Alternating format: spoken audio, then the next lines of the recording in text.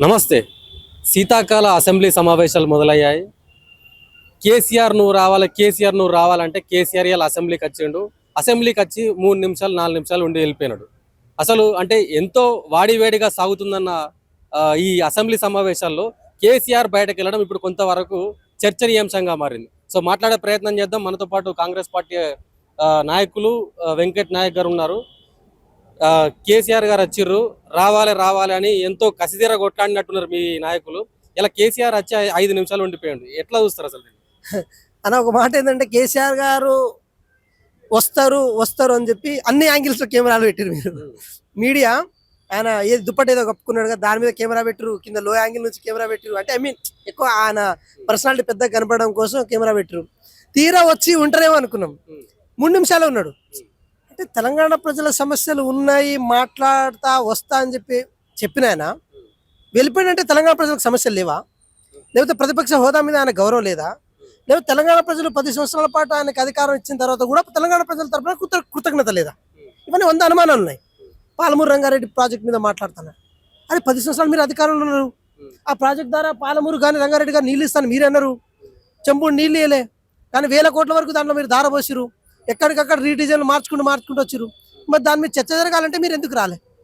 అదే గోదావరి నీళ్ళ విషయంలో, ఆ పంపిణీ విషయంలో, కాళేశ్వరంలో మీరు ఎంత కుక్కిరు ఏందని దాని మీద కూడా చర్చ జరగాలి.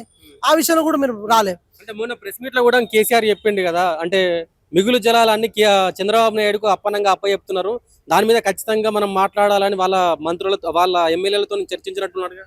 సార్ నేను ఏమంటున్నా అంటే ప్రెస్ మీట్ పెట్టాల్సి వస్తే మీరైనా పెట్టొచ్చు, నేనైనా పెట్టొచ్చు. ఒక పార్టీ ప్రతినిధిగా ఎవరైనా ప్రెస్ మీట్ పెట్టొచ్చు. కానీ అసెంబ్లీలో సమయం తీసుకొని మాట్లాడే హక్కు కానీ అవకాశం కానీ కేవలం ప్రతిపక్ష నాయకులకి, శాసనసభ్యులకి, అదేవిధంగా సభా నాయకులకు మాత్రమే ఉంటుంది. అంతే కదా? సో ఇదైతే ఫ్యాక్ట్ కదా. మరి అలాంటి వేదికను కేసీఆర్ గారు ఎందుకు వాడుకుంటలేడు? అక్కడ శాంక్టిటీ ఉంటుంది, అథెంటికేషన్ ఉంటుంది. మీరు మాట్లాడే ప్రతి మాట సమస్యాత్మకంగా మీరు మాట్లాడారు, తెలంగాణ ప్రజల తరపున మీరు మాట్లాడారని చెప్పి తెలంగాణ ప్రజలు కూడా గ్రహిస్తారు. మరి గ్రహించినప్పుడు మీరు ఎందుకు మాట్లాడలేకపోయారు? అంటే మీడియా ముందు వాడిన భాషను అక్కడ వాడలేరనా? లేకపోతే మీడియా ముందు కల్పించిన ప్రగల్భాలను అక్కడ కల్పించలేరనా? లేకపోతే సాక్ష్యాలతో దొరికిపోతారనా? లేకపోతే గౌరవ ముఖ్యమంత్రి గారు మిమ్మల్ని ర్యాక్ చేశారనా? లేకపోతే మిమ్మల్ని ఏది రోస్ట్ చేసేసారనా? మరి ఏ ఉద్దేశంతో మీరు మాట్లాడలే? కేటీఆర్ గారు బయటకు వస్తే ఢూమ్ ఢూమ్ ఢామ్ అని చెప్పి ఎట్లా పడితే అట్లా మాట్లాడతాడు. హరీష్ రావు గారు అయితే ఇంకా ఏం లేదు, అగ్గిపేట చేతిలో పట్టుకొని మాట్లాడతారు.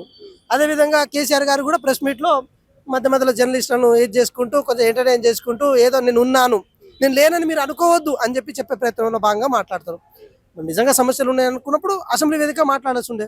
నేను ఒకటే చెప్తున్నా అండి, ఎప్పుడైతే నేను మాట్లాడతానని చెప్పిన తర్వాత కూడా గౌరవ మంత్రి గారు, ఇరిగేషన్ శాఖ మంత్రి గారు ఉత్తమ్ కుమార్ రెడ్డి గారు, గౌరవ ముఖ్యమంత్రి గారు వీళ్ళిద్దరు కలిసి ప్రాపర్ డేటా తీసుకుని అసెంబ్లీలోకి వస్తున్నారు అనేసరికి దాన్ని తడుచుకున్నాడు.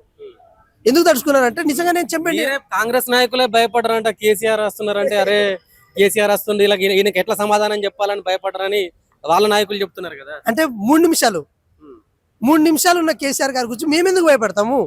ఇప్పుడు 3 నిమిషాలు 30 నిమిషాలు ఉండుంటే బాగుండేది కదా. సో ఏం ఉండకుండా అక్కడ ఏం మాట్లాడకుండా మధ్యలోకి వెళ్ళిపోయినంత మేమెందుకు భయపడతాము? అసలు మేము రమ్మని మేము ఛాలెంజ్ చేసేదే మేము.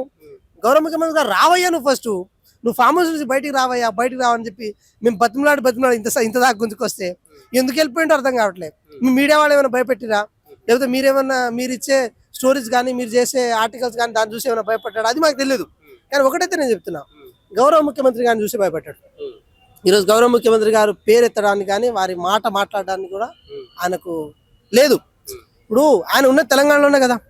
సో తెలంగాణలో ఉన్నప్పుడు తెలంగాణ ముఖ్యమంత్రి గురించి మాట్లాడడానికి కానీ తెలంగాణ ముఖ్యమంత్రి గారి పేరు ఎత్తడానికి ఏం ఇబ్బంది? సో వాళ్ళు ఆంధ్రాకో లేకపోతే కర్ణాటకో లేకపోతే మహారాష్ట్రకు ముఖ్యమంత్రిగా చేసిన సందర్భాలు లేవు కదా.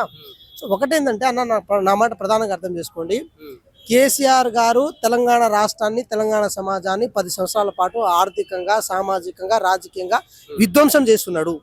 సో ఈరోజు ఏం మొహం పెట్టుకొని మాట్లాడతాడు అసెంబ్లీకి రావడం ఓకే, కానీ ఏం మాట్లాడతాడు? ఏమన్నమాట? ఇప్పుడు పాలమూరు రంగారెడ్డి గురించి మాట్లాడతారు. రీడిజైన్ చేసి దాన్ని ముంచింది ఎవరు? నువ్వే కదా. కృష్ణానది జలాల మీద 299 టీఎంసీ మాత్రమే కావాలని చెప్పి సంతకాలు పెట్టి వచ్చింది ఎవరు? నువ్వే కదా. గోదావరి జలాలను బనకచెర్ల ద్వారా రాయలసీమకు తరలించిపోవాలని చెప్పి ఏది రాగసంకట దీనొచ్చి జగన్ కి మద్దతు ఇచ్చి ఏది ప్రగతి భవన్లో కూర్చొని మాట్లాడింది నువ్వే కదా. సంతకాలు చేసింది నువ్వే కదా. ఆ రోజు జగన్తో కూర్చొని మాట్లాడి నువ్వే కదా. అన్ని దోపిడి నువ్వే చేసి, అంత ఆగం నువ్వే చేసి ఈరోజు ఏం మాట్లాడతావు అసెంబ్లీలో? ఏం మొహం వేసుకొని మాట్లాడతావు? ఎవరి తరపున మాట్లాడతావు? ఎవరిని ఒత్తాసు బలిగి మాట్లాడతావు? ఎవరిని ఇచ్చేయడం కోసం మాట్లాడతావు. కాబట్టి తెలంగాణ ప్రజలకు తెలుసు ఈయన ఏం మాట్లాడినా అవి అబద్ధం అని తెలుసు. ఇప్పటికే వాదాలు ఉంటాయి కదా, జగన్ గారిని కూర్చోబెట్టి రెండు రాష్ట్రాల యొక్క స్నేహం అట్లే ఉండాలి, మనం పంచుకోవాలి, మనం కలిసి ఉండాలి, నువ్వే చెప్పినావు కదా. కలిసి ఉండాలి పంచుకోవాలంటే ఏదో వ్యక్తిగతంగా మానసికంగా అనుకున్నావు, కానీ నువ్వు నీళ్లు తీసుకుపోయేటట్టు చేస్తావని మాకేం తెలుసు. మనకు రావాల్సిన వాటంతా కృష్ణానది జలాల మీద ఎంత వాడుకున్నాము, ఎంతవరకు మనం తరలించుకుపోయినాం.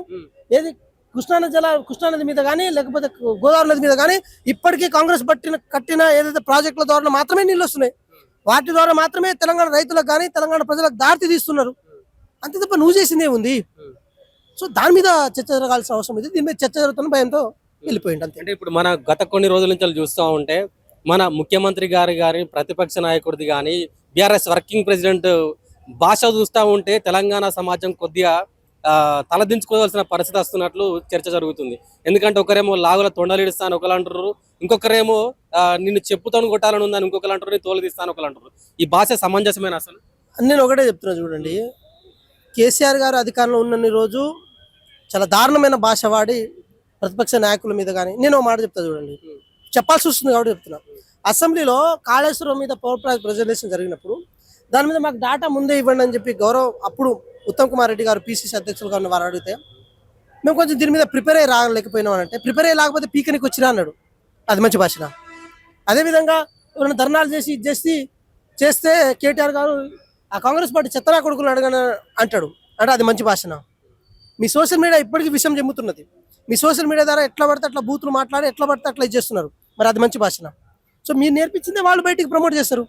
సో మీరు మంచిగా ఉండి మీరు సమాజాన్ని కానీ లేకపోతే రాజకీయ వ్యవస్థను కానీ ప్రజాస్వామ్యాన్ని కానీ మకిలి లేకుండా చేయాలన్న ఆలోచన మీకుంటే మీరు ఎట్లుంటే మేము అట్లుంటాం. మీరు భాష వక్రీకరించి మాట్లాడితే మేమేమో సామాన్యంగా మాట్లాడాలా? మీరు మాస్ లీడర్ని ప్రమోట్ అయినప్పుడు మేమెందుకు క్లాస్ లీడర్ లెక్క ఉండాలి? మేము కూడా మాస్ లీడర్ని ప్రమోట్ అవుతాం. ఇంకా ఇంతకంటే దారుణంగా మేము మాట్లాడగలుగుతాం. కానీ మాకు మీ పార్టీ మీద గౌరవం ఉంది, ప్రతిపక్ష నేత అయిన కేసీఆర్ గారి మీద నాకు ఇప్పటికి స్టిల్ గౌరవం ఉంది. మీరు తెలంగాణ రాష్ట్రాన్ని విధ్వంసం చేసినప్పటికీ కూడా మాకు గౌరవం ఉంది. ఆ గౌరవాన్ని మీరు కాపాడుకోవాలి. అది ఇప్పుడు ఆ రోజు బయటకు వచ్చి చూస్తా, మీ అంత చూస్తా, మీ సంగతి చూస్తా, మీ తోలు తీస్తా. ఎవరు తోలు తీస్తాడు? ఏది మటన్ కొట్టు మస్తంతో కలిసి పనిచేసిండు తోలు తీయడానికైనా? ఎవరు తోలు తీస్తాడు? మరి అదే మంచి భాషనా? తోలు తీయడం అనేది మంచి భాషనా? అది కూడా హార్ష్ పదమే కదా, ఇట్స్ క్రిమినల్ వర్డ్. అది తోలు తీయడం అనేది కూడా క్రిమినల్ వర్డ్. నీ తోలు తీస్తాను అనడం కూడా క్రిమినల్ వర్డ్. అది అంటే క్రిమినల్ వర్డ్ని నువ్వు ఇట్లా చేసుకుంటూ, నువ్వు ఎట్లా పడితే అట్లా అహంకారపూరితంగా నువ్వు మాట్లాడుకుంటూ ఈరోజు ఏదో అంటే కొంచెం దాన్ని రూపుమాపుదాం, దాన్ని నేను కప్పిపుచ్చుకుంటా అంటే కుదరదు కదా. తెలంగాణ సమాజం గ్రహిస్తుంది, ఇది చేస్తుంది. దేనికైనా రిటాలియేషన్ ఉంటుంది, టిట్ ఫర్ టాట్ ఉంటుంది. అదే ఎట్లా చూస్తారు? కేసీఆర్ అసెంబ్లీకి వచ్చిండు, మళ్ళీ వచ్చినాక 3 నిమిషాలకే వెళ్ళిపోయినాడు. ముందుగా మీ ఛానల్కి నమస్తే అండి. కేసీఆర్ గారు వస్తాడు అదిగో పులి అంటే వచ్చాడు, వెళ్ళిపోయాడు. ఎందుకు వచ్చాడు అనే దాని మీద మనం చర్చ మాట్లాడుతున్నాం. ఆయన కేవలం కేసీఆర్ గారు ప్రతిపక్ష హోదా పోతుందనే భయంతో వచ్చి సంతకం పెట్టేసి వెళ్ళిపోయాడే తప్ప ప్రజల కోసం కానీ ఇక్కడున్న తెలంగాణలో ఉన్న ప్రజలు ఎంత ఇబ్బంది పడుతున్నారు అని చూద్దాం అనుకుని వచ్చాడా? ప్రజలు ఎందుకు ఇబ్బంది పడతారు? ఆయన ప్రభుత్వం ఉన్నప్పుడు ఇబ్బంది పడ్డారు తప్ప మా ప్రభుత్వం వచ్చాక ప్రజలు ఎక్కడా ఇబ్బంది పడలేదు. ప్రజా సంక్షేమం, ఇందిరమ్మ పాలన నడుస్తుంది.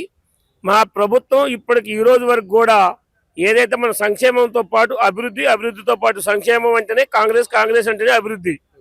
దీంట్లోనే మేము చేస్తున్నాం తప్ప మొన్న ప్రెస్ మీట్ పెట్టినప్పుడు కూడా కేటీఆర్ గారు అదే అంటాడు కదా, ప్రెస్ మీట్ పెట్టు అంటే బలవంతంగా ప్రెస్ మీట్ పెట్టించాడు.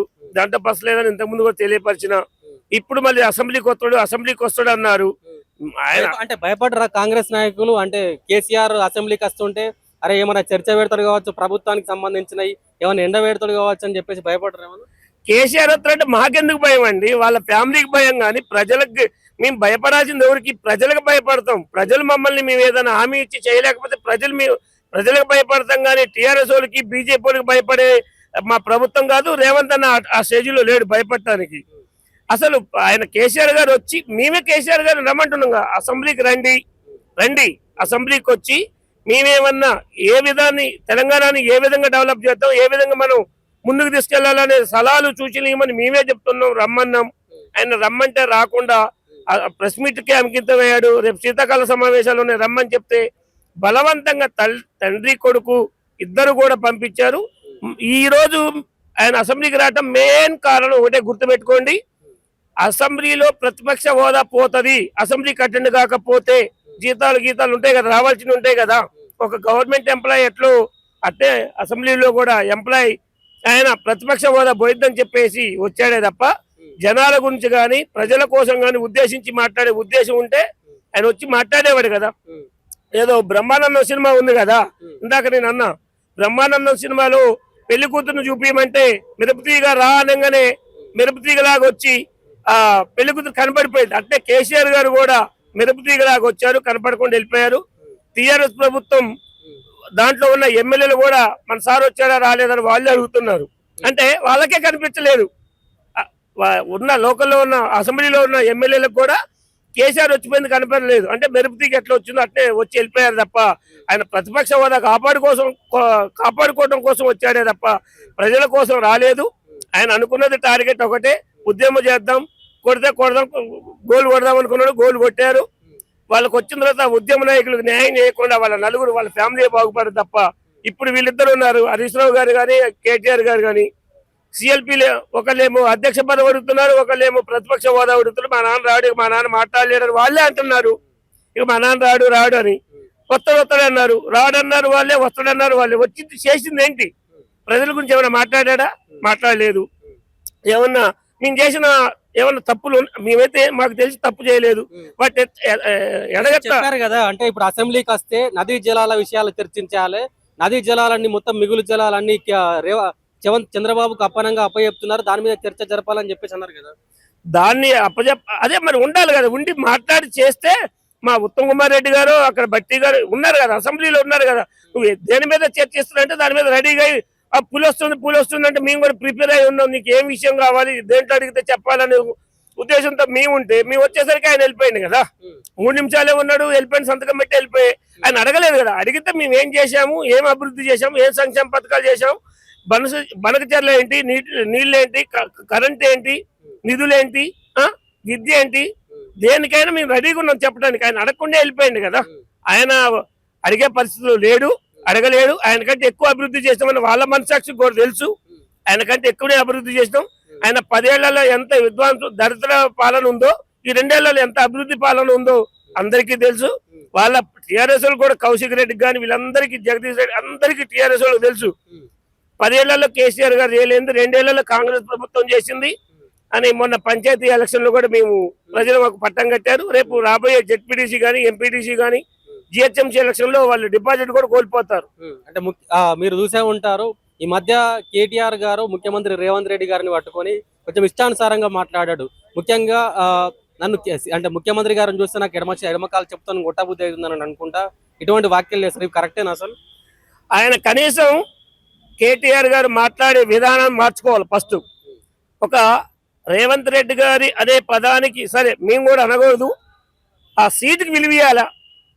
మంత్రి గారికి మేము చేసే అభివృద్ధిని చూసిన వారం లేకపోవచ్చు, పార్టీ వేరు కాబట్టి మేము చేసే అభివృద్ధి వారం లేకపోయినా ఆ సీటుకి విలువిచ్చి మాట్లాడే విధానం కూడా లేదంటే ఎంత మూర్ఖుడో అర్థం చేసుకోండి.